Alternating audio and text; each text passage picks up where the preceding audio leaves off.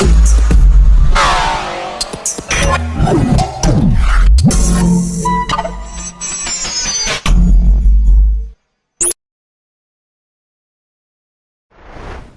right, today we with a legend, a GOAT, and a pioneer of the Pontiac rap scene. Bro Spit, what up with you? What's good, bro? How you been? I've been good, man. Just, life's been lifing, but, we working through it. For sure.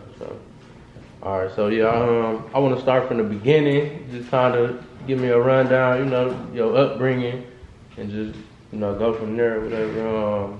What was your childhood like growing up in Pontiac, Michigan? Man, it was, the average. I would say the average childhood.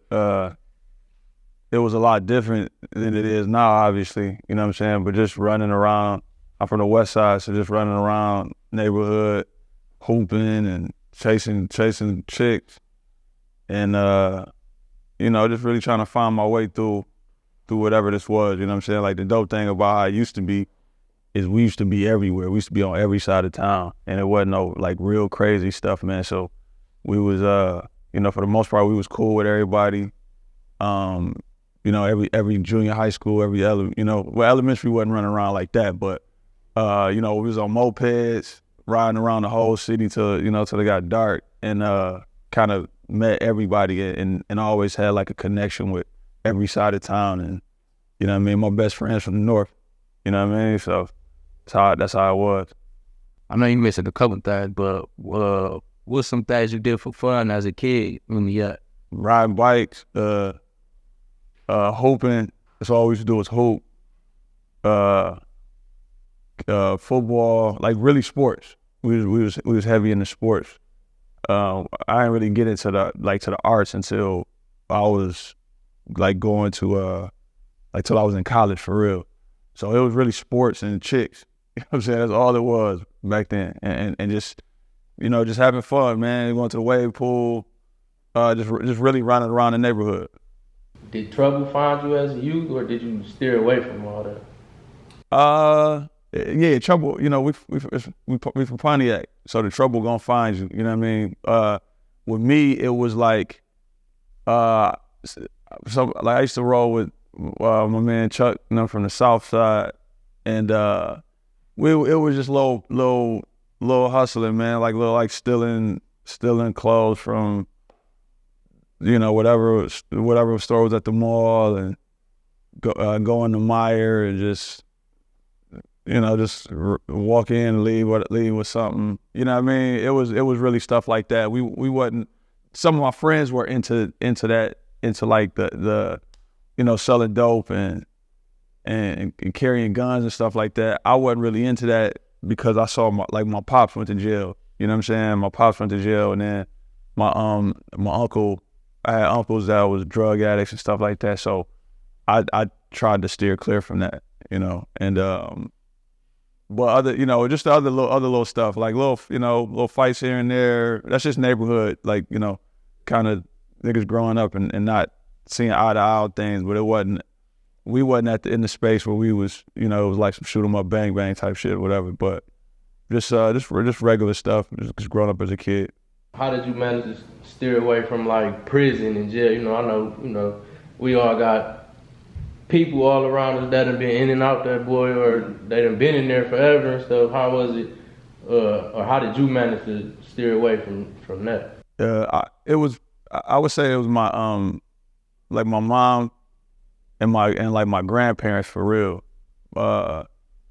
Just kind of keeping me in different things, in different sports. And then actually seeing my father in prison, I was like, man, this is a place I do not want to be. Like, it's just not set up for my lifestyle. You know what I'm saying? Yeah, I would go visit him. You know what I mean? And it was just like, it's just too much, man. You know what I'm saying? Like, I like to get up and get going, and even at an early age, you know what I mean? Like, I wasn't the kind of person that liked to be really told what to do. You know what I'm saying? Like, I'm humble enough that an authoritative figure could tell me whatever, but like, now I'm gonna kind of do my own thing, and I don't want to, you're not gonna tell me to wake up at whatever, even for school, you know what I'm saying? Like, going to school, it was like, hey, I'm gonna get up when I kind of get up, you know what I mean? So But it was really seeing my father locked up was the thing. Was like, nah, man, that ain't.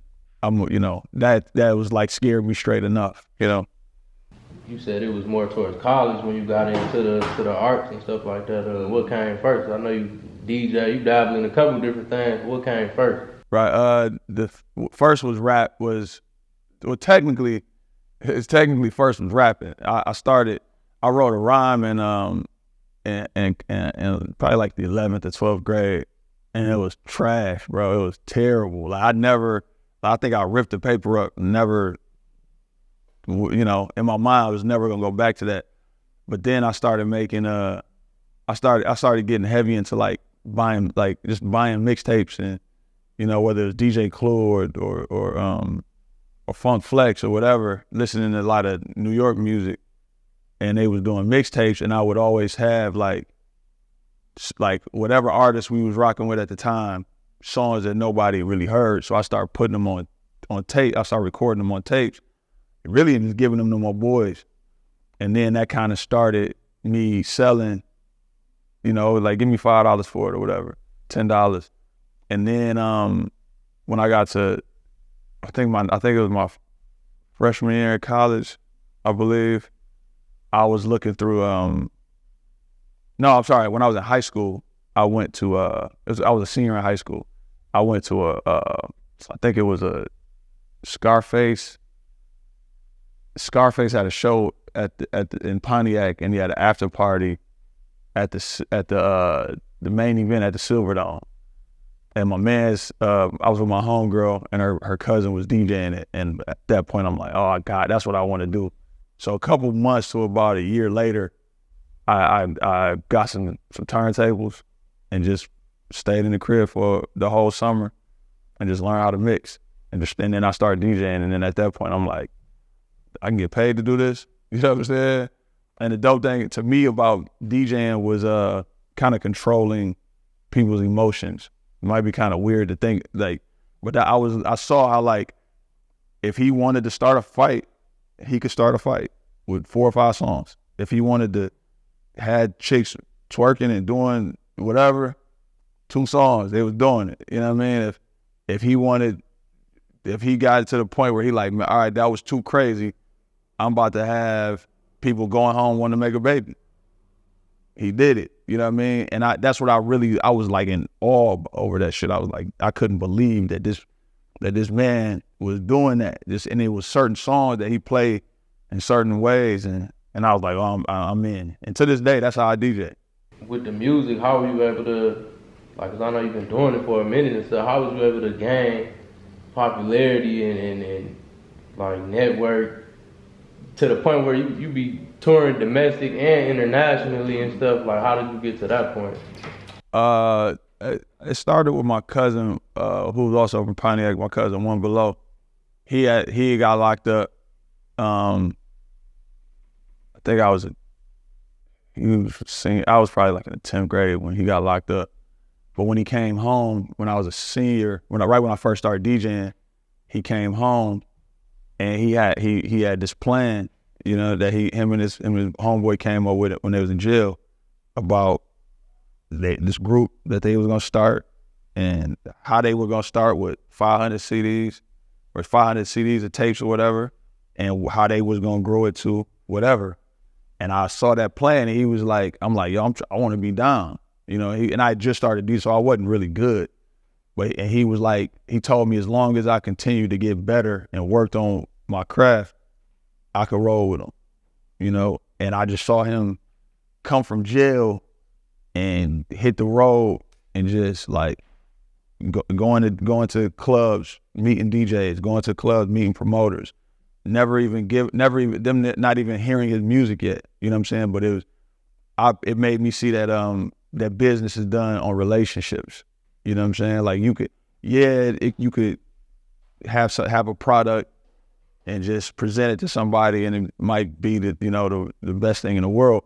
But the majority of reasons people are put in certain places in certain positions is because of however that relationship developed. You know what I'm saying? Whether they step to the person humbly and just got somewhat cool with him to the person trust him now to say like, okay, I'll check that out. Or, you know, I used to tell this story about like a lot of times you see people like basketball teams and shit, right?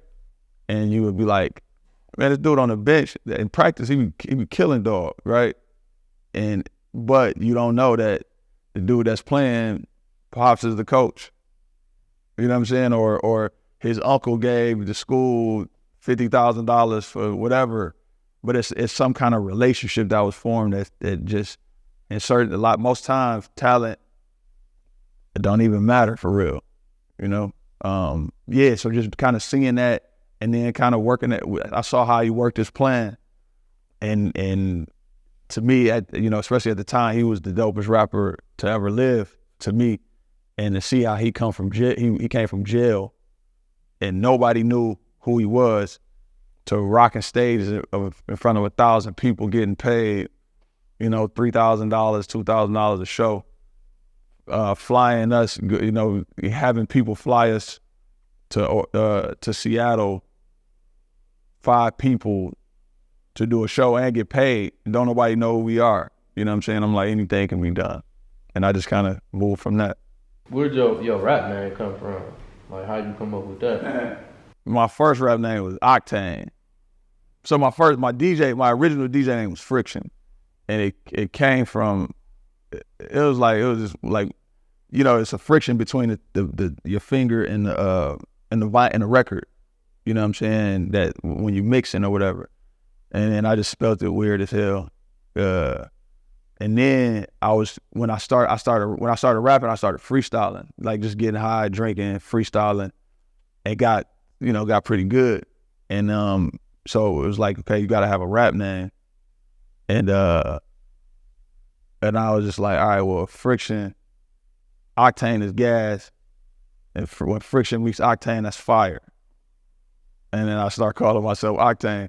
And it was the thought process was like, niggas had names like Method Man, and you know what I'm saying? Like it wasn't like, oh, that's Kendrick Lamar, like his real name. You know what I mean? And then when I got the store, we had a studio in the store, and my man, it was 2 people really. My man Early Mac was the first one to say, Unc. He used to call me Unc back then, actually, now that I think about it. But he was like, why Octane? And I told him why. He was like, that's weak as hell. Just straight up, that's weak as hell. I'm like, man, only a young nigga tell you some straight up shit like that, right? And then even before that, I was already thinking that like I want to change my name, but people kind of knew who I was. And then my man Low Sport, I was talking to him one day, and like his name his rap name was like entertainment name or rap name or whatever, was Low Sport. His name Angelo, and then I think then like Polo Sport, you know what I'm saying? So he kind of just low, but Low, his real name is in his name or whatever. And he's like, man, it's always kind of like what niggas called you growing up. And I was like, well, I'm Ro. You know what I'm saying? Like that ain't really mind blowing. But then at the time when I was rapping, all my boys, like even to this day, BA call me Spit because I rap. So I just put Ro Spit together, and then that was it. And now I'm kind of dropping the Ro, and everybody just kind of calling me Spit. The birth of Burn Rubber, how did Burn Rubber come about? And was it like a solo thing, or did you have like some friends in with it, or? So Burn Rubber was here. It was a store already, and I had a business partner, and he worked actually in the store, or I don't know, he did work for the store. He was a photographer, and he made like websites and stuff like that. And before Burn Rubber actually opened up, I had a business plan to open my own sneaker store, and then it just didn't, it didn't happen. I didn't have the funds to do it, blah, blah, blah. So I kind of put my business plan up. Him working in the store, he got like, he caught wind, or they basically told the people in the store that they were going to be selling. And because he knew I had a business plan, he kind of reached out to me, and then we, you know, kind of teamed up and basically came up with the money to buy it. You know what I'm saying? And then it was both of our first store ever, and you know, luckily we ain't fuck it up. You know what I'm saying? Like it kept growing and growing, and we just been building. You know what I'm saying? Did you got like prior sales experience or just, you know what I'm saying? Not for real. No, not I pretty much. And I worked at a store called Puffer Reds when I was at school at Eastern. But I just worked there. You know what I'm saying? Like I wasn't like the manager. I didn't run the store. I kind of just worked there. It was a job while I was in college. I saw a little bit. I peeped a little bit of how things run. You know, run at the store. But like the inner workings of like how I had no clue. So nah, and I think Rick used to work at a Finish Line or something like that. I think he worked at a Finish Line or Foot Locker or something back in the day for a minute. But neither one of us had any experience. We kind of just got thrown into the fire and figured it out. Just on some winging it, just as you go type. Yeah. Just you know, just like, you know, these gut feelings, man. That like, you know, a lot of things in business are what's the word for it? It's like, you know, it's should that be there? Should that be there? It should be there. You know what I'm saying? It's just like that's what it is, and then kind of just trying to you make mistakes, and then fix the mistake and never make it again. You know what I'm saying? And at the beginning, where it could have been, you know, a mistake could have been super detrimental and ended things, you know, by the grace of God, I guess it wasn't. You know what I'm saying? And then listening to people in every aspect. Like if you don't know something, you got to find somebody that you trust, and 9 times out of 10, pay them. You know what I'm saying? And if they're the kind of person that, like if it's an accountant or if it's a lawyer or if it's a business consultant or whatever, if that person, you know, kind of believes in their own business and has these morals and these ethics in their own business practices, it's gonna bleed through. So, you know, we asked people when we had a question, we asked people we trusted, and a lot of times, people, what I love and what I respect about my come up or whatever is that people want to see you do well. You know what I mean? Of course, you're gonna have haters or whatever, but for the most part, people want to see you succeed. So, yes, some people you gonna have to pay $150, $200, $300 an hour for them to tell you some shit you already know. But 9 times out of 10, people gonna be like, nah, bro, just do it like this, and you know, just come holler at me. You know what I mean? But you gotta kind of step into that and be like, and actually go to that meeting and, you know what I'm saying, not pass on it or whatever. So. Well, I see it's a bunch of different brands. Strictly shoes, or y'all got a mixture of clothes and shoes? Or? So Burn Rubber is primarily a shoe store. You know, that's what it started off as. But the clothing is kind of like the complement to the shoes. We say, we put the most effort and energy into the shoes, because I've kind of always felt like your fit start with the shoes. You know what I mean? To me, it's from the ground up. So that's what we always kind of took pride in, and you know, even marketing and branding and promoting is about the shoes. But then we have dope clothing lines to complement it, because some people just want to come buy shoes, but most people want to buy something else with it. It was money on the floor, pretty much. And to be honest, when we first got the reason we started off having clothes is because it took us a couple months when we bought the store, almost a year actually, before we had our accounts, our sneaker accounts. So to keep the doors open and the lights on, we brought some shirts in, a couple clothing lines, streetwear brands, and then we started making our own shirts. And that's what kind of kept the lights on. That's what people supported us the first, at least 6 to 8 months or something like that before we started getting Nike and Jordan. When you first started out, like how was you funding? That's how you was funding the inventory and stuff like that. And you was like working with smaller minimum order quantities at first and just building up type shit, or? Yeah, yep, pretty much. You know, we had, when we bought the store, we had some, you know, some money, a surplus of money. You know what I'm saying? It wasn't crazy, and then we just flipped it. You know what I'm saying? We bought. I think our first order was 12 shirts. Sold them 12, made 24. The first order, 12. I believe it was 12 shirts. Sold them out quick. Got 24. Sold them. Did another color, then we started doing like 24 blue, 24 black, and we started doing 48. You know what I'm saying? And that was just, like I tell people, I don't want to come off like I'm Pablo Escobar, but everybody dibble and dabble and selling some kind of drugs at some point. You know what I'm saying? Whether it was weed or whatever. And I was a terrible drug dealer. I was a horrible drug dealer. But if you understand, like it's still one of the best business practices. Like, you can't tell me nothing different. You know what I'm saying? Like, how you gonna tell me, you know, just because Big Meech was selling what he was selling, that he wasn't doing amazing business? You know what I mean?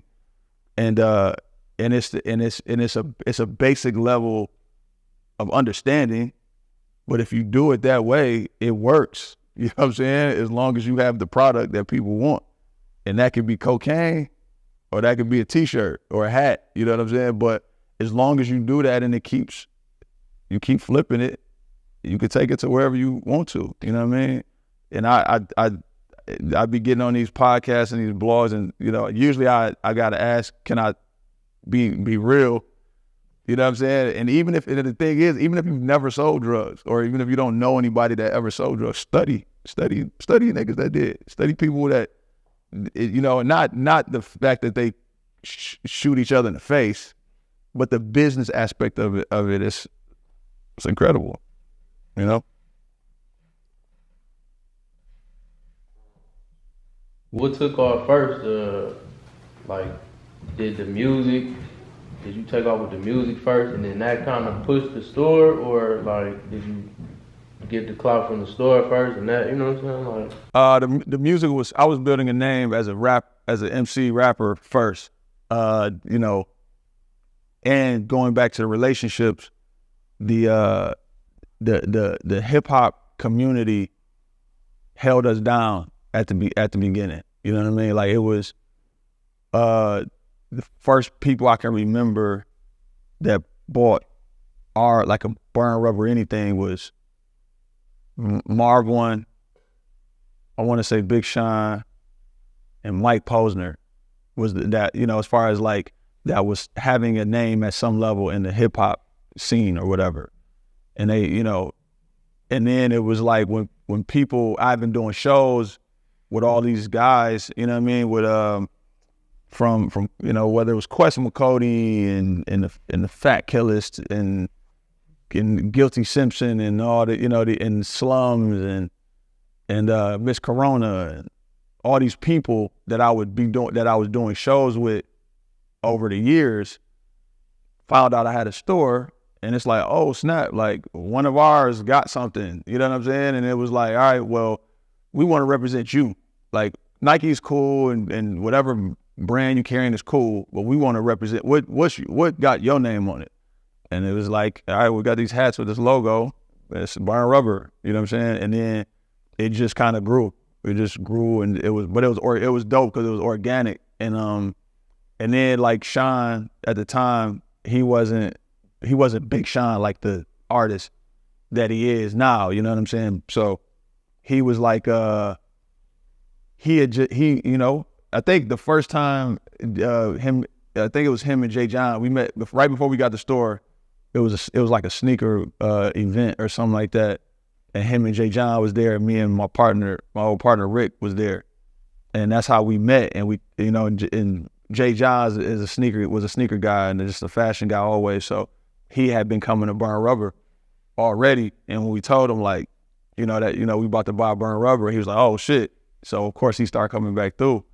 And then when Sean was on within a matter of weeks to months, I believe, he had started like just taking off crazy. You know what I'm saying? Just kind of like, I remember one day he was in the store, like, I'm about to do something, right? But he was, I don't even think in his mind he really knew what he was going to. But if I'm remembering right, it was like the MTV,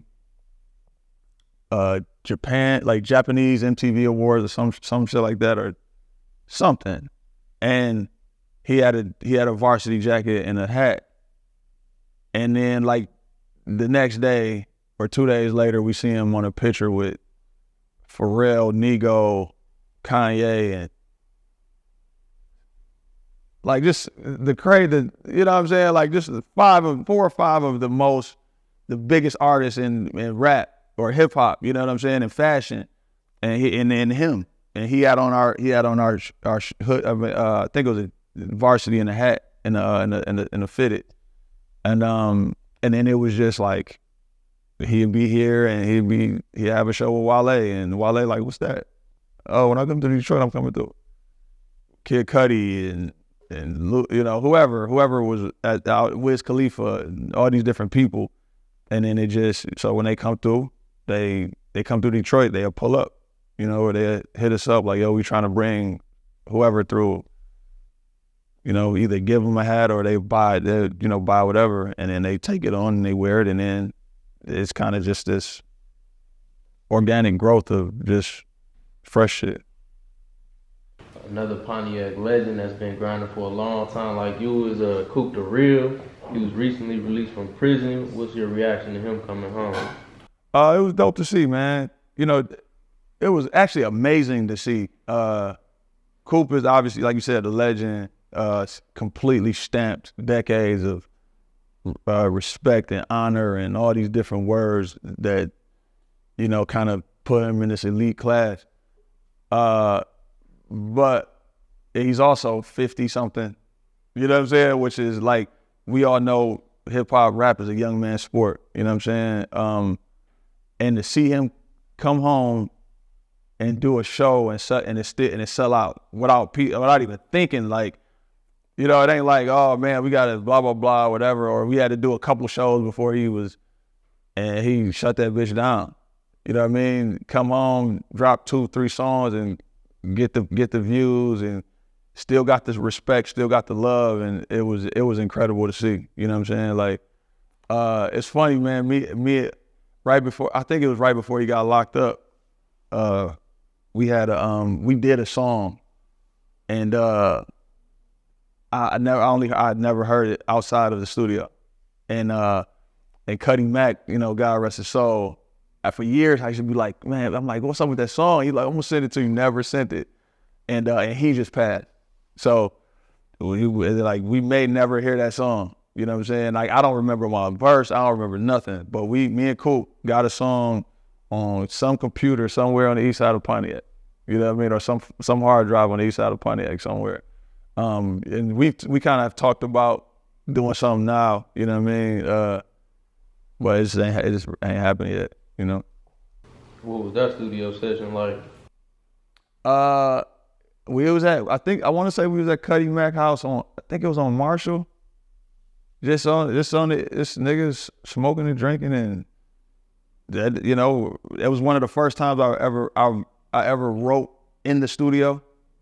Usually I'd be like, man, send me the beat, and I drive around in my car or whatever. But I want to say Banks was there, or like Mac Myron,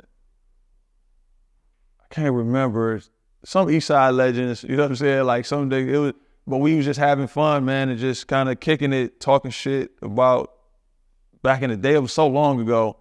And then we just went in the booth and, I can't remember who laid their verse first, but we just went there and rapped, man. And, like I said, he was supposed to send us the song after, kind of put a little mix on it and send it, but he never sent it.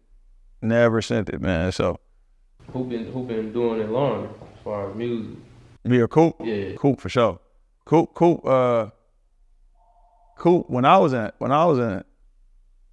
high school,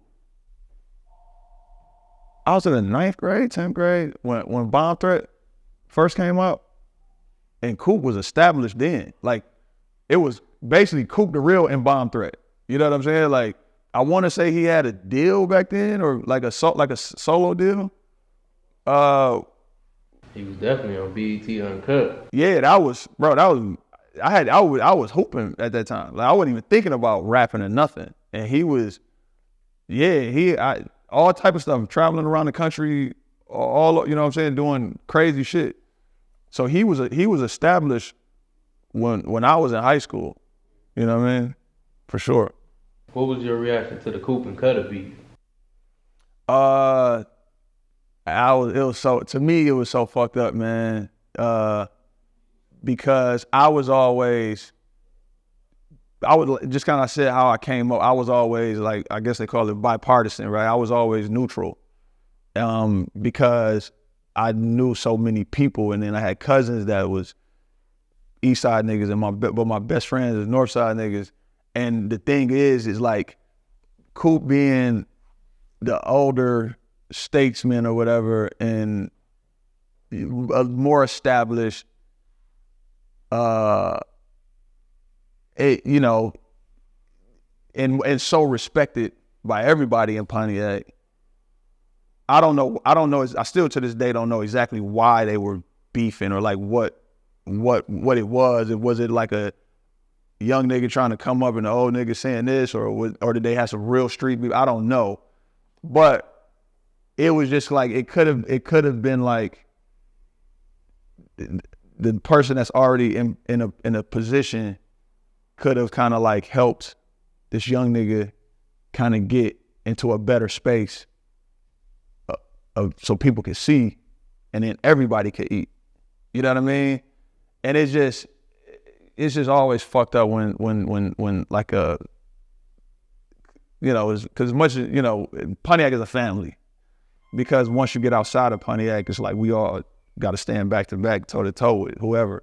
So it's like, if everybody could have kind of came together and not had that, it would have been awesome to see. You know what I mean? But it's just like, yeah. So to me, it was completely like fucked up, man. How thick was the tension in the city during the beef, like while it was going on?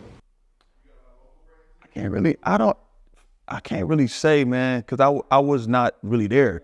You know what I'm saying? Like, I heard like stories of, like, from news or from, you know what I mean, like BA and because, like I said, I was more cool with the North, you know what I'm saying? But there was everybody over there, like, from RB and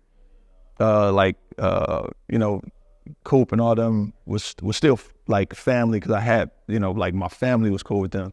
But I was kind of doing my own thing, man. So I kind of like heard little stories of this. But I remember it being like kind of like an on-site type thing. You know what I'm saying? That's kind of all I remember about it. Did you and KUTTA have a relationship or any interactions at any point while he was alive? Yep. Yeah, me and KUTTA was a young boy. You know what I mean? So I just remember Only just used to be like, Kevin, stop talking. You know what I'm saying? Because his voice, I mean, it was crazy, because I used to tell him that he had an annoying voice, talking voice, but it had an amazing rap voice. You know what I'm saying? Like, it was like unreal that you could, like, he had like, but when he rapped, it sounded, I'm like, that's the same dude. But it wasn't even really different. You know what I'm saying?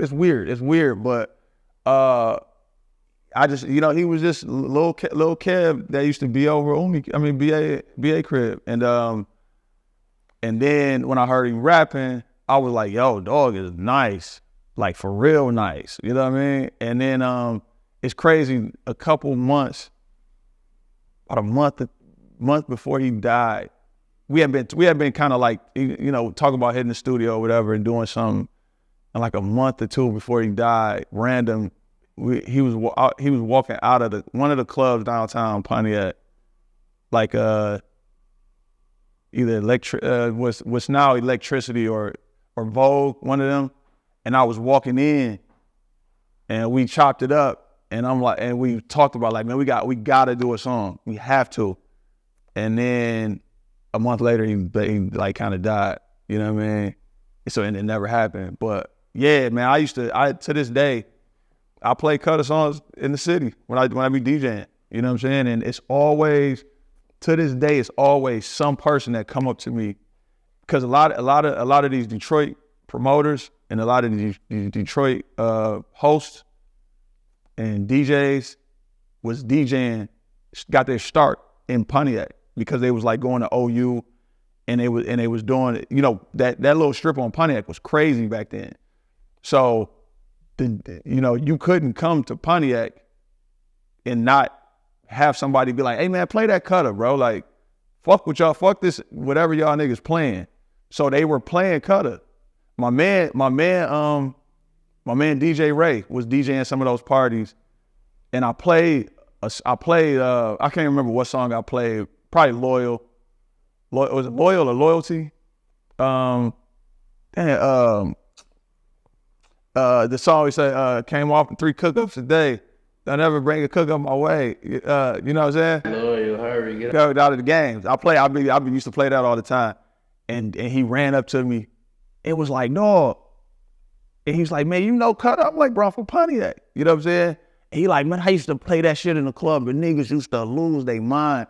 And he said, but he had just found out what his name was, because like the song on his computer is titled like the dope nigga from Pontiac or some shit like that. Like he didn't even know back then what he was playing.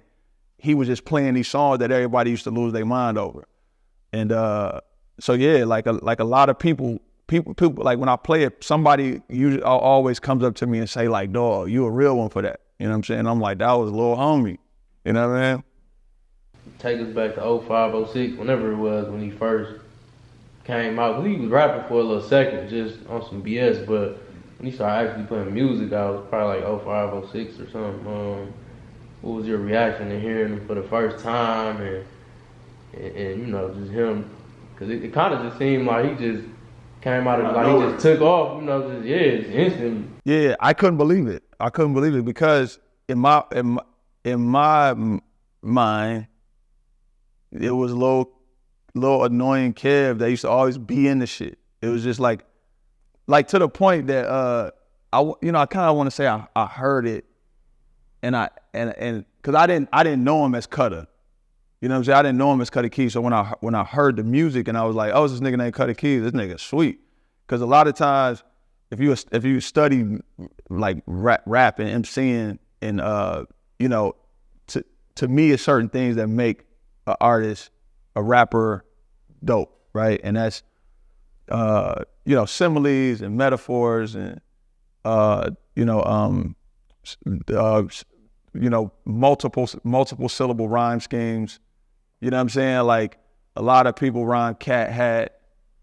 You know what I mean? Some people rhyme do it like that, moving like crack. You know what I'm saying? Like, and I respect all of it, but I respect when you get to 3-4 syllable rhyme patterns over a length of time. You know what I mean?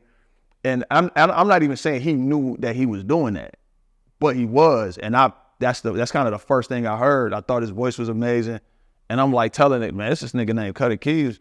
This doper nigga said it to me, and I'm talking. I think had to be BA, and I'm like, he like, yeah, that bro, that's Lil Kevin. I'm like, with the buck teeth, that the annoying. How does his voice sound like that when he? I'm like, nah, bro, that ain't him. That ain't him. And then he's like, bro, that's the Umi be like, Kevin, shut up, I can't take your voice anymore. That's the same kid. And I'm like, nah, bro, and he can't be. And then, you know, come to find out it was. But I thought, like, I thought he was incredible, man. I done gotten into arguments with people, you know, especially from out of town. I've gotten into arguments with people talking about how now Detroit, the Detroit sound is like the popular sound. But when it wasn't, I'm like, yo, it's fresh, it's new, it's fresh. People don't understand it yet. But when they do, it's gonna take over the world. And I used to be places and like, bro, do you hear this? Like, just the fact that, like, to me, my favorite thing about Detroit, the Detroit sound is like, it sounds like these niggas don't care about rapping.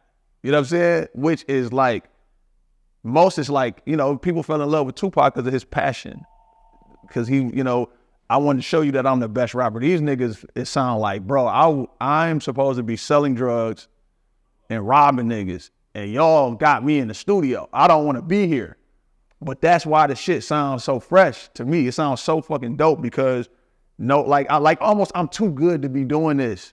I'm too good. And that's what it was going on back then. So I used to get into arguments about, man, y'all niggas gotta listen to this. And now, you know, the world is, you know, it took time obviously, but now you look at Ray, you look at Doug, you look at Peasy, you look at, you know, even Rio from Flint, you know what I'm saying? Like, when Rio get out, it might be crazier than when Boosie got out or Tupac got out. Like, niggas, people, he got a diehard fan. Like, they love Rio. Crazy. People that you would be like, you listen to rap? Love Rio, yeah. Do you remember getting the news that Kev passed? Yeah, man. I couldn't believe it. That was another one I couldn't believe, bro. And then how it happened. You know what I'm saying? Like, all my Northside news come through BA. And cause it happened on his birthday. It happened on BA. Remember what's it? 30. Yep. Yeah, June 30th. That's BA birthday. And so he, you know, that he was fucked up. And I want to say he talked to him either earlier that day or some crazy shit. But it was another thing I just could not believe, dog. Like, man, this nigga was about to be.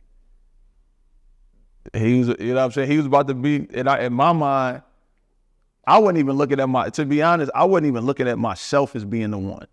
Because I was never trying to be a popular artist. You know what I'm saying? Not for real, especially at that time. But I was trying to work this underground thing and make my money doing what I do. And I was cool with that. But there are certain people that like, you're supposed to turn on your TV and watch, right? Whether it's MTV, BET, or whatever. And I honestly feel that KUTTA that's what he would have been if he wanted to be. You know what I'm saying? And it was just hurtful, man. It was just like a nonsense. And then to find out like what it was over was like, come on, dog. Like, just, it was senseless and just like frivolous and like, yeah, just like a talent like that going out like that is just so fucked up. And then, you know, you start thinking of his family and he had kids and, you know what I'm saying, old lady and all that, man. You know, parents, whatever. It's just like it's so much that and just in his crew. You know what I'm saying? Like, y'all, like I look at these different crews, like, you know, whether it's ASAP Mob or TDE or whoever, you know what I'm saying? Even like if you start looking at Doughboy, Cash Out and Team Eastside and shit, and it's like that's, I don't even know if y'all knew what y'all was doing, but that's what was being set up. You know what I mean? Like, and if you look at it, you know, if you compare it to what Doughboy's Cash Out would have, like, you know, he probably would have been payroll. And then, but just how payroll always hold his crew down and always have his crew in position to make some money or do whatever, or kind of, you know, he always there. I feel that's what it would have been. Same thing as y'all was a brotherhood. Y'all had to, you know, of like, y'all was connected in so many different ways that you see some people that kind of leave, like, become bigger than the group and kind of leave off and be like, man, forget them. But I didn't see that with that. I just kind of figured that you know, KUTTA would be on TV and y'all niggas would be right there with him and y'all making y'all songs and selling y'all gear and, you know what I'm saying, doing whatever on y'all own. But whenever y'all needed him or wherever he needed y'all was gonna be there. You know what I mean? Did you ever have any talks with him about taking music more serious? Nah, for real, man. Nah, kind of like that last conversation we had walking out of walking in and out of the club, I kind of was, that was kind of what I was telling them. Like, I don't know if you know how dope you are, bro. I don't know if you know your potential. You know what I mean? And I kind of was like, I look at a lot of things as like relationships, right? So just because, you know, I've been rapping for some time, and just because you're starting to get some limelight, that's not why I want to do a song with you. That's not why we should do a song together, right? It's because of the history of what we got, first of all, in our relationship. But, you know, what up, though? But, you know, but in that moment, that's kind of what I was telling them. Like, bro, you need to take this shit like for real. And I'm saying you got it. You the one that's gonna be whatever you want to be. And then that's, like I said, we talked about making some music, but you know. What did Kev mean to the Yak? Shit, man, everything, bro. It's only a couple of people that right now you play them songs and they still hit. COOP is one of them, and KUTTA is the other one. You know what I mean? A lot of other music sounds dated at times. You know, over the years or whatever could sound dated, but you know, it's something that they connect with people that everybody don't have that. And yeah, man, he was just special, bro. Not too long after his death, NWO members were indicted. What was the downfall of NWO? I mean, like, NWO was running shit, bro. You know what I'm saying? Like, clearly in the streets and as far as music goes, you know what I'm saying? Like, that was the hottest shit at the time. So it just was like the wind, the air let out of a balloon. You know what I'm saying? It was like, and then it was kind of like, you know, what's gonna come of this? You know what I'm saying? Like, we didn't really have a relationship at that time, me and you, and some of the other guys with news. Like, what is you gonna do, nigga? Like, come on, bro. And he was so kind of fucked up because, you know, I wasn't thinking like this, but this is his real life and his freedom is on the line, and he's losing friends to this shit. So he kind of like, man, fuck rap, dog. Like, you know what I'm saying? I'm pretty sure he thinking like, I think at the time he had his daughter. You know what I'm saying? Like, he's like, man, I got to get my shit right. I got to get, you know, and of course his, you know, with his religion, I'm pretty, you know, so, but it, you know, it felt like the air let out of a balloon. But as a fan, I was like, man, it got to be some more songs somewhere, dog, that I haven't heard. You know what I'm saying? Like, just send them to me. But yeah, it was just, like I said, that's the best way I can describe it. You've done songs and networked with plenty of celebrities, big name artists. What is the method or the secret to getting to the same rooms and circles with these type of people? Just being authentic, just being who you are. People, you know, and relationships. It's I always go into these and meet. First of all, I hate meeting celebrity. I kind of hate meeting celebrities. As crazy as that sounds, because a lot of times they let you down.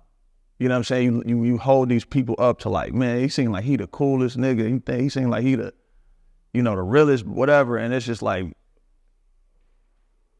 oh man, I would have rather just not met you and just still had that in my mind. You know what I'm saying? So going into it, I just go into it like, I don't want you to think I'm here for anything.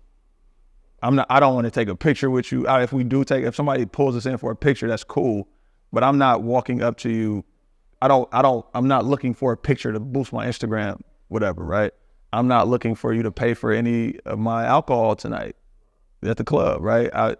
You might pop 7 bottles and I might pop 1, but I'm not looking to, you know, now if you say, oh, bro, fuck that, here's your own bottle or come drink with me, maybe, but I'm still, like, I can hold my own in whatever room I walk in. And I think that is, people respect that and they don't mind that kind of being around, right?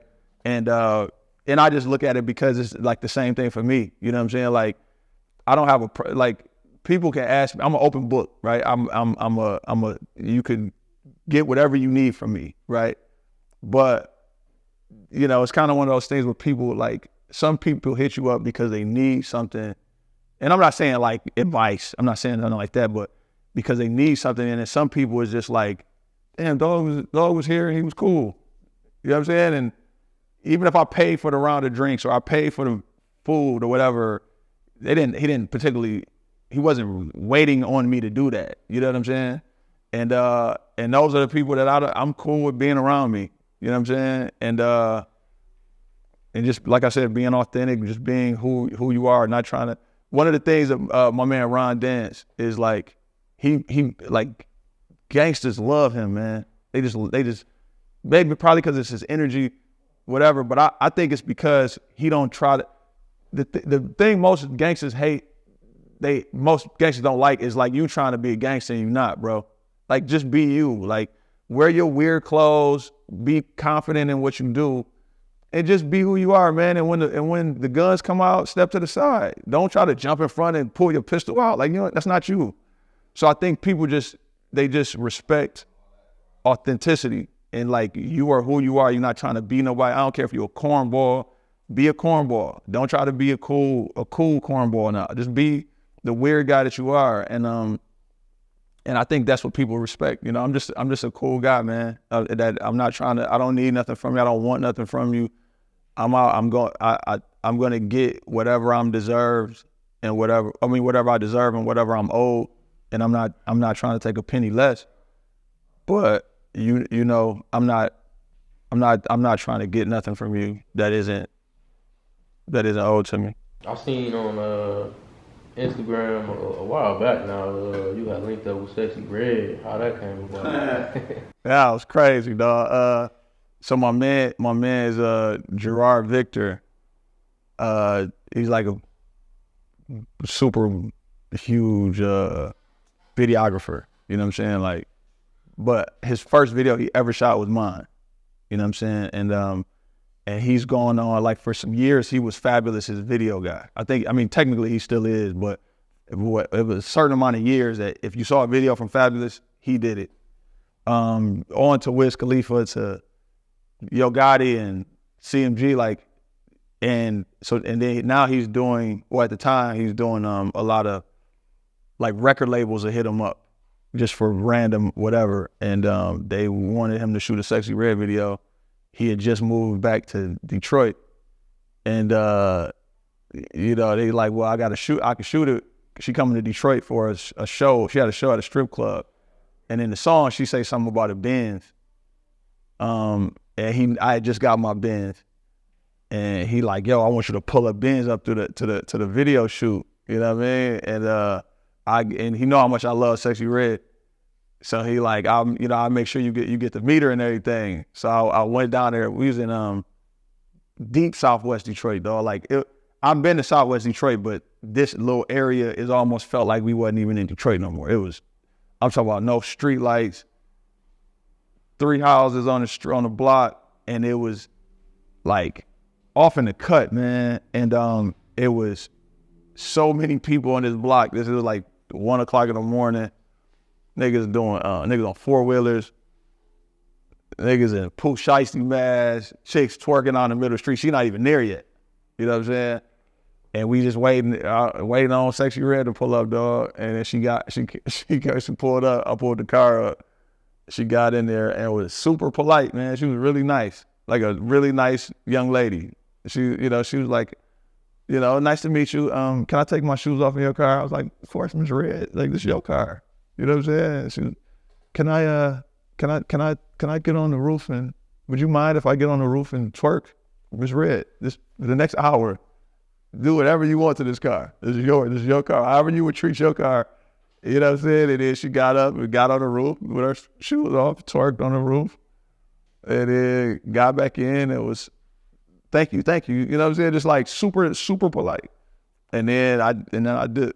Got a little picture, got a little video. I end up not making the video. He sent me like a director's cut that I'm in, but she ended up doing all of that. And they said that she was like, when she saw the video, was like, I don't want them bitches, like, I don't want them bitches twerking in my video. I want my friends.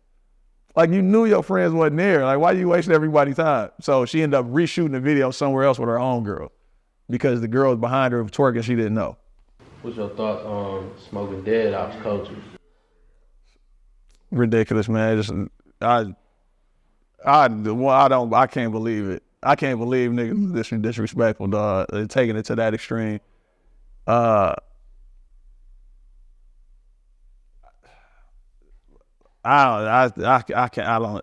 can't believe it. Like, it's things that happen, and I literally cannot believe that these niggas are that disrespectful, bro, and don't expect nothing behind it. Or, you know what I'm saying? Like, I saw something, a nigga was digging up a person's grave.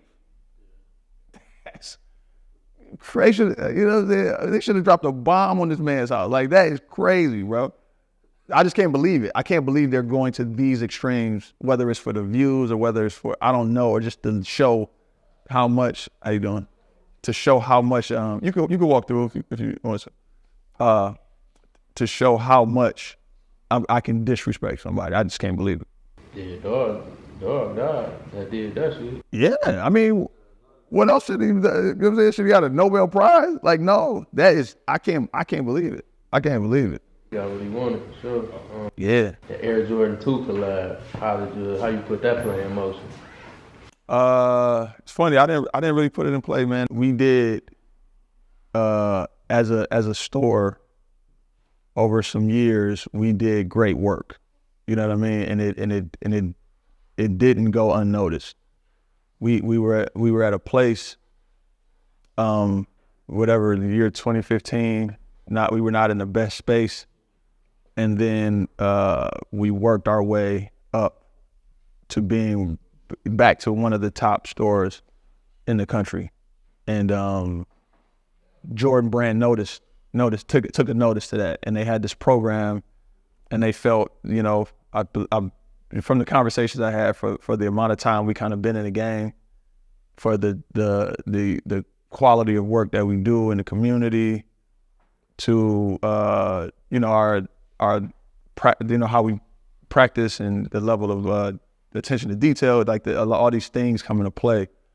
And you know, from the store aspect, we did some amazing work in like a 4 or 5 year time frame, and they noticed it and kind of gave us through that lot. What was your reaction to celebs like Khaled and Fat Joe rocking the jazz?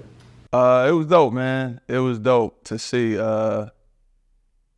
You know, some of those guys, those are some of the real ones, right? Those are some of the people that you meet, and you like, oh, I'm glad I met DJ Khaled. You know what I'm saying? Like, he was pretty cool. He was super cool, and he's the exact same person. Like, it's not like you turn off the TV and he's like, you know, this other person. So when we got those connects, we sent a couple of people. We sent them a pair, like a promo pair or whatever, and this crazy packaging or whatever.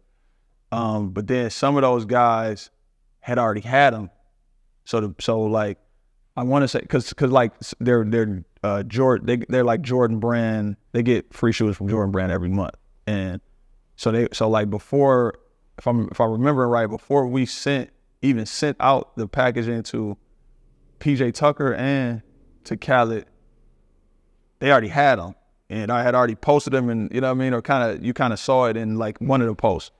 And then when they got the promo pairs, they actually like kind of did like a post, because it was kind of like in there for them to do.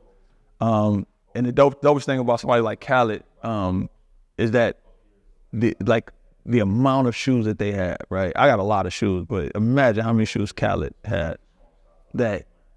And he has multiple pairs of a lot of shoes. And some of these guys are like, man, you know, you send them thinking like they may give them their nephew or something, or their son, and never wear them. But to see him like on multiple occasions just kind of rocking them, that means he actually liked them. You know what I mean? And you know, some people get them, put them on their feet, take a picture, and then you never see them in them again. But to see those guys like PJ Tucker did the tunnel walk, you know what I'm saying, with our shoe on, and which is crazy to me, because that's a thing now. You know what I mean? Like what these players are wearing every day in the tunnel.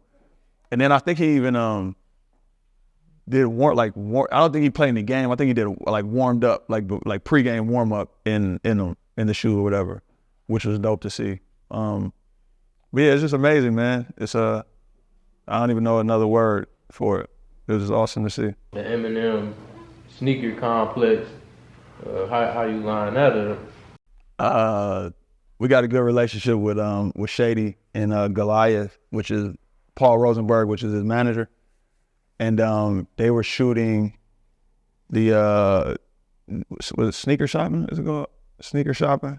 And they kind of like this is another dope thing about people like you know, Eminem and like these kind of guys. He's another one that's like super real.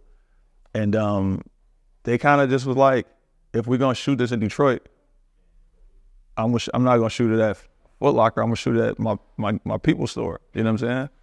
So they reached out to us, and it was like, of course. And they came through. It was super dope, man. He was like it came through like the president. Like somebody came through earlier in the day, checked the exit points. You know what I mean? They came up, put black paper on the walls. I mean on the windows, because it's like he has to move like the president. But then he came in and he shook everybody's hand and was super pleasant. And then when the cameras came on, he kind of got in. I don't want to say got into character, but his personality started to come out. Just, you know, he's a professional.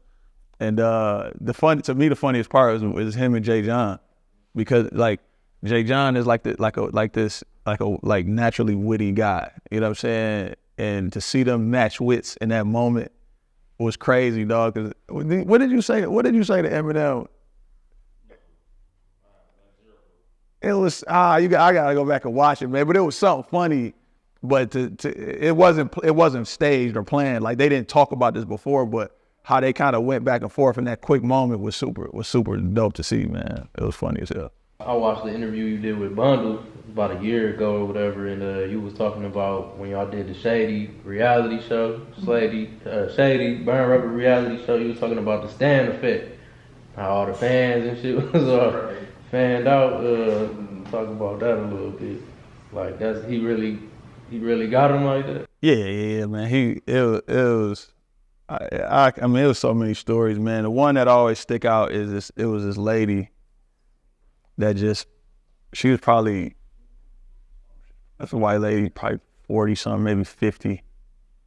And she had just started coming around. But she was really kind of weird, man. Just kind of like, this like, why is this 50-year-old white lady just kind of in the store with these young niggas? You know what I'm saying? But then, dog, Jay, remember the white lady that came through, the Eminem white lady that was buying you all the stuff? Yeah. Was she buying you like Leroy Jenkins hoodies and $400 hoodies? Whatever he wanted, she would just buy it. Okay, buy it here, right? But he was working there, right? So the stuff that he wanted, like on the shelf, like she bought him Jordans, all kind of crazy stuff, dog. And we, it was just kind of like, this is just super weird. And then, how did she, at the end of it, she just kind of like, it came out that she was there trying to see if Eminem, she thought we had hidden cameras.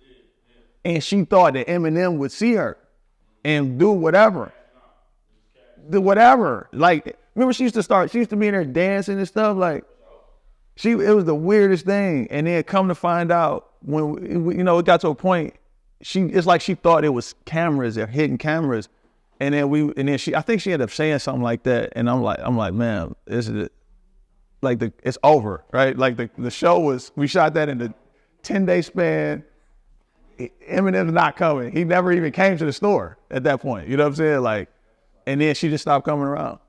And then people used to people used to come in and drop off like these letters and these like tapes and stuff, and like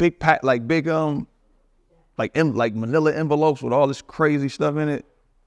And we used to can you get this to Eminem?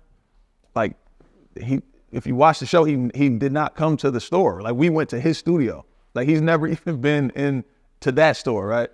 And we had a little bin, like I want to say like a trash can, and we wrote Eminem on it. You know what I'm saying? And it was like, we'll get it right to him. So they would give us something. Yeah, we'll get it to Eminem. As soon as they leave out, they'll throw it in the trash. You know what I mean? But yeah, it was, people was trying to, go through my mom to get to Eminem. Like, and she calling me, my mom calling me like, bro, baby, somebody's trying to book Eminem and they gonna put you on the show too. I said, Mom, listen, if somebody's trying to book Eminem, first of all, they know how to book Eminem, right? And I don't even know if it's possible to book Eminem, right? And if you think somebody's going to rent out Comerica Park, give Eminem millions of dollars, and put me on the stage just because it's impossible. It's just like, but you know, she not thinking like that. She just think my baby rap, and he already know Eminem. People, you know what I'm saying? But people they do whatever to try to get to him, man. So when you get into kind of like COVID, like when COVID hit 2020 is like right before COVID hit, I was kind of thinking about it, but it was kind of one of them things I was like, man, I can't do that. And then when COVID hit, and remember when COVID hit and like a month or 2 months into it, you had watched everything on Netflix and watched everything on Prime, and then I started. They dropped McGraw Ave. And you know, they're my people. So I'm seeing Sino. I'm seeing people I know, Murder Pain. I'm seeing my man Thomas Harris. I'm seeing I think A Red was on there at the time. Like she was on the first season, and I'm like, damn, these like. So I'm watching it as a fan of like, these are my friends. These are people that I know at some capacity, and this shit looks amazing. And I'm like, I'm about to go for it. You know what I'm saying? And then I just kind of went all the way back to all like Plug Love, watch I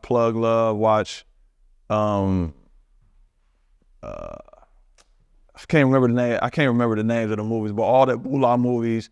Start watching all the Dennis Reed movies, and I'm just seeing my peers that are doing this, and I'm like, it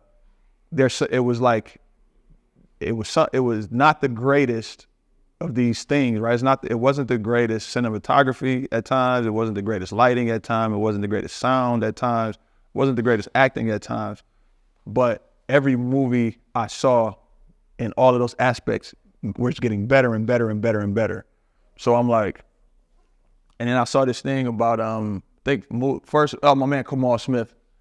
I've been talking to him for some years, and I kind of dibbled and dabbled, but I just never felt comfortable in it. And then my man Kamal, over the years, man, come on, put me yourself. He's like, yeah, all right, for sure, yeah, okay. And then he had an acting class come up, and I hit him up, like, I want to do the acting class. Did the acting class. What up, dog? Did the acting class, and it was like, man, this is dope. You know what I'm saying? And then I got a movie role. Somebody hit me up to do a role where I had like a legit speaking, because I was always anxious about it because my memory is not the greatest. You know what I'm saying? So I took it. So now it's a challenge. It became a challenge, but it's making my memory a little bit better. So I had a first role with a bunch of lines, and I felt I didn't really know. I'm sorry, that was before I took Kamal's class, I believe, because I didn't know what I was doing at all, and I just remembered the lines, memorized the line. And then I took Kamal's class, then I took Moolah's class, and then I got more comfortable in that space. Started paying attention to like facial whatever, and acting and body. Like it's more than just speaking and trying to Like expressions, facial. Yeah, facial expression and stuff. Like the thing about acting is the best acting is the polar opposite. The best acting is natural, being natural to what you are. You know what I'm saying? When you could tell when somebody's trying to act, and it never comes off right. So getting comfortable in that space, and when it becomes like the scene, the dopest part is to see these people, they like really, and I'm not even saying I'm there yet, but seeing these really good actors. If you see somebody practicing the scene, and you can tell they're practicing the scene, it's not good. Once you could go off script and it still be in the context of what you're doing, and you can have a conversation as that person, that's when you're in a good acting space. And I've seen it in like live in person and couldn't believe it. And I'm like, I know the script, I know what they're working on. They're talking about something else, but they're who they are, and you know, they haven't broke yet. And sometimes, you know, they'll do that to see how far they can go with it. You know what I'm saying? It's kind of like practice or whatever. And you know, I started getting comfortable in that, and I feel like I'm getting better, and I want to continue to get better. I'm going to take some more acting classes, but I keep getting scripts, so it's kind of like I'm kind of working on these characters and these scripts, and haven't had the time to take another acting class, but I'm going to, you know. Is it something that you'd rather do versus like over the music, or? For sure. Well, technically I do still rap, but like in my mind, I have an album that is like, I started recording in 2019, and it's pretty much done. Now it's in the producer's hands. It's rose gold too. So when KT has everything, and when he finishes it, we'll put it out. And if we do some shows or go on tour, it happens. If we don't, you know, hopefully make a couple of dollars on it. The only rapping I don't even think about rapping. I don't even think about music until somebody be like, "Oh, I need a verse," and I'm like, "Okay, let's go to the studio and see if I still got it," and I'll drop a verse. But I haven't made a song in, it's been years now, because when COVID hit, I started focusing back on DJing, and because like I said, rap is a young man sport, man. That's just what it is, and you know, I got a bunch of gray hair. And I just don't feel like, I don't say nothing to prove, but it's like, when I stopped hooping, I stopped hooping because all my friends were blowing their Achilles. But when I would hoop, and back in the day, if somebody ripped me or locked me up, I got to get them back to show them like I'm that guy. Then it got to a point where like, you ripped me, bro. You got me. Like, you ain't going to the league. I ain't going to the league. ESPN ain't here to why. Like, all right, give me the ball. You ripped me again. Sweet, cool. I'm about to go to work. And that's kind of how it is with rap now. Like, it used to be like, yo, you not better than, I'm about to kill you on this song. This, that, and the third. Now it's kind of like, if you want a verse, this is what I got for you. If you like it, cool. If you don't, I'm not doing it again. You know what I'm saying? So I have no passion. There's nothing there for me when it comes to rap. DJing is different. And then the acting thing is that's what it is now. That's where my passion lies. That's where I want to show people that I'm, you know, my last movie that came out, Loyalty Over Trust, the dopest compliment is that people like, I believed you. Like, I believed it. And almost kind of multiple people was like, it got to a part of the movie and they almost forgot it was me. And I was like, you know, that's what an actor goes for. Like, you know, you start looking at Malcolm X and be like, damn, what does Malcolm X look like? Because you're thinking of Denzel. You know what I'm saying? And I'm by no way am I comparing myself to Denzel Washington at all. But what I'm saying is, for whether it's one person or every human being that ever saw the movie, for one person to say, like, yo, I got lost in that shit and kind of was like, damn, this, like, cause I'm not a thug gangster kind of guy, you know what I'm saying? But to kind of come off and play that role and people believed it, and it still be me. You know what I'm saying? Like it still be like, oh well, I guess if Ro was that, that's probably how he would be. You know what I mean? And that was like the biggest compliment I could have got. Is it a thing that you just more into it, or like it pay better, or like what got you more, you know, passionate about it more? No, it doesn't pay better. As an actor, it doesn't pay better. As a writer and a director and a producer, it probably pays. But I haven't gotten to that point yet. I just started writing my first movie. But it's more like it's just an evolution. It's just an evolution. At one point in time, rap was my challenge. What I've come to grips with. I'm a challenge guy. Like if it poses a challenge to me, I'm going to be more into it. My man Smoke, I used to ask Smoke like cause he can box. He got hands, right? But he studies boxing. And I'm like, dog, why didn't you ever, like, we could have been in Vegas, bro. You know what I'm saying? You could have been going for a world title. And he like, you know, part of the reason he don't like spar a lot and do these things is because he can't give it his all, right? So he used to say like, if I know I'm not 100%, I'm not in shape, I haven't been working, and a guy not getting in the ring with somebody and they get the best of me, my next 6 months, I might stop going to work because I gotta get him back. You know what I'm saying? And that's kind of like that challenge aspect, right? So with me, it's like rapping. I used to have this stage fright thing that I don't like getting up in front of people and talking. I don't know if I can put my words together. I don't know if I can. So it became a challenge, and then I'm like, all right, well, I'm gonna get comfortable on stage. I'm gonna get comfortable. I didn't like my voice. I'm gonna get comfortable, make my voice to a point where I like it and whatever, and I like what I'm doing. And then I don't want to say I mastered it, but I kind of like did it and did what I did with it, and then it didn't go to places that I saw it going ultimately, but I'm content with where it went. And now it's like this, you know, it's like the old nigga that people respect when doing it and might still be nicer, but it's just I don't got the passion for it. And then it went to DJing. DJing became that passion again.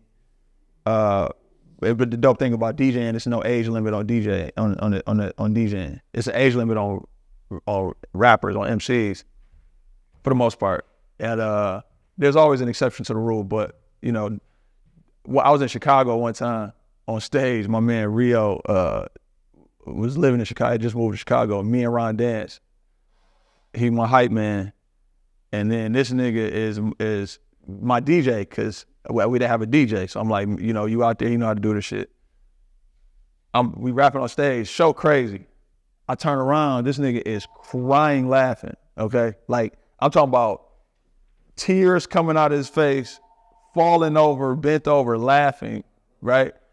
And so I'm rapping and I'm kind of like, then I start laughing, right? Dan starts, so we on stage laughing, but we don't know what we laughing at. And we get off stage, we do the show, whatever, get off stage. And I'm like, dog, what the fuck was you laughing at? And he was like, man, I looked up and it's all these kids in the crowd and everybody on stage got gray hair. And I was like, what? He's like, what the fuck am I doing up here? And then kind of since that point, I'm like, what the fuck am I doing up here, dog? You know what I mean? And so that's what it is. And then like, yes, you can. Then you get tired of jumping around on stage. You get tired of trying to prove yourself to like these people, and you know what I'm saying? And that's what it kind of became. And then when COVID hit and I started DJing like on Facebook and Live and all that shit, Instagram Live, I kind of got that itch back. And I'm like, the one thing about hip hop, it's two things that you don't, as long as you're doing it at the right level, at a good quality level and doing it the right way, that you don't age out of, is producing and DJing. You know what I'm saying? Like, you could be a 90-year-old DJ, but if you playing all the songs that these kids want to hear, they're gonna dance and it's not like, ha, what is this old man up there DJing? A producer, Alchemist, Premier, it could be doing it for 30 years, 40 years. They could be in their 60s. As long as they touching them pads, how people want to hear it, it'll always be a young Benny the Butcher, a young Conway, you know what I'm saying? That a young Boldy James that's gonna kill those beats, and you don't even really look at the producer and say like, oh man, that nigga's 90. Like, not well, I don't give a fuck how old he is. We don't have to look at him. So that's what got me back in the music, and then the same thing with acting. You know what I'm saying? Like as long as I got air in my lungs and I got the mind to kind of be cognitive in that space, you can always, whether it's independent or it's Hollywood, I could be 75 and be somebody's grandfather in a movie and still kind of fulfill those, you know, that bug of like, you know, that art, like that to fulfill that art space or whatever in my body, you know. Best advice a celeb or a rich person has given you? Best advice. Or a successful person?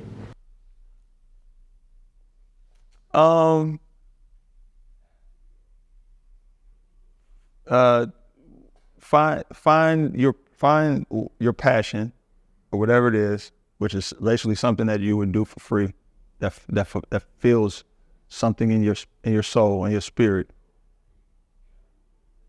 and take it to the extreme. And you're gonna, as long as you're walking, because that comes from God, right? And as long as you're walking in that path and giving it your all, it's gonna be successful at some level. And that's how I kind of do everything. And then if you really pay attention to people that I always kind of go with that, not saying that what they, like, you know, what these people are on is completely walking in God's path. But if you look at 50 Cent, right? 50 Cent, when he came out, what he was, right? Whether that was a thug or a street nigga or whatever, he took that shit to the furthest extreme he could, right? And got shot 9 times. I got bulletproof. I walk around with a bulletproof vest. I'm the toughest nigga in the world. Took that shit to the furthest extreme that his mind could take it. You got 50 Cent, Rick Ross. I'm going to portray to be the person that has sold the most cocaine that ever lived. Never heard of Pablo Escobar, never heard of, is Rick Ross from Miami. I sold that much cocaine. And you take it to that extreme. Now you gotta walk, you know, certain shit that might come behind that, you know what I mean? But you see it, you know what I mean? And you know, I did my best at being the freshest nigga, freshest, coolest nigga. And I took that to the most extreme point that my mind could take, you know? And like I said, when you kind of moving in that space and you walking in God's path, you walking in the path that God kind of made for you, you're gonna figure it out. Last questions from Bundles. November 15th, Jake Paul versus Mike Tyson. What's your prediction? My prediction is that it's going to be the most biggest I don't say let down. It's not going to be what people think it's going to be.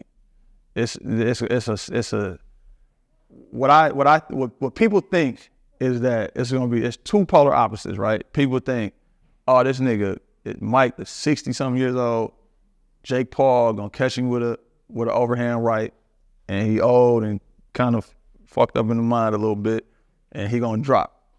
And then some people like, well, Jake Paul ain't whatever, and Mike Tyson, the beast is gonna come out, Paul, and he gonna knock Jake Paul out. And it's gonna probably be for real, the exact same fight as the Roy Jones Jr. Mike Tyson fight. It's gonna be two niggas in there doing this. Break up.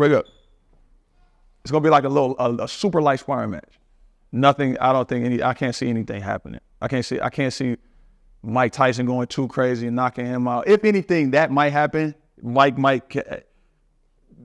Thing about boxers that they got this muscle memory. I just saw Tommy Hearns somewhere.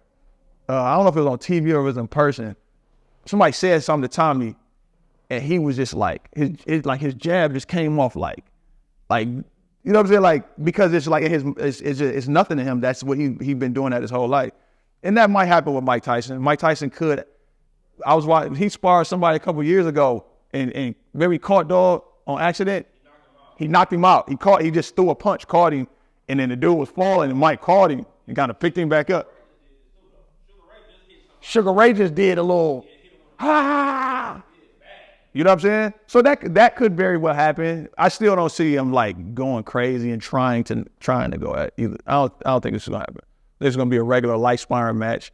It's gonna be the first. Isn't that the first live broadcast on Netflix? Yeah, they're about to make their money and people gonna tune in and people gonna talk shit out there. Like, what did you expect? He said, how does Mike, 65 or some shit like that? Like 60?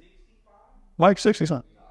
Even the rules are like nobody can be knocked out or some shit like that, right? I think it's a regular boxing match. No, check this fight.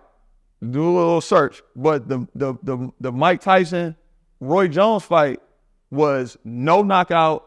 It was like these crazy rules that if somebody got knocked out, the other person disqualified. Yeah, but it was a lot. Check the rules of the fight. Mike is 60, bro. Mike ain't finna go. Mike ain't getting hit. He can't take too many more. You know what I'm saying? I know you get Jake Paul's 27. 27. I want to tell you something about Jake Paul though, bro. For sure. Yeah. But the thing is, man, he's getting better as a boxer, dog. He's getting better as a boxer, man. You got anything else you want to add? Not really, man. Just, be looking for me, whatever I got going on. Couple more movies coming out soon. Got a couple more movies I'm about to shoot coming up.